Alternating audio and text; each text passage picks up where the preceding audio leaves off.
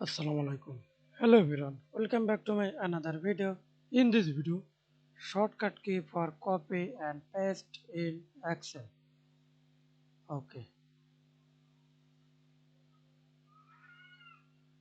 Select the cells, Shift Control down arrow key, then Control C for copy and Control B for paste, or Control C for copy,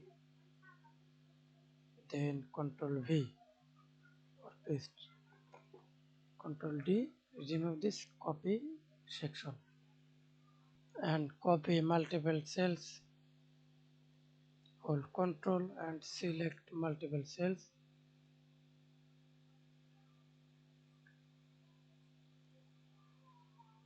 Hold Ctrl, select multiple cells, then Ctrl C for copy, then Ctrl V for paste.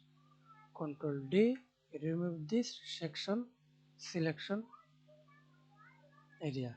Thanks for watching video.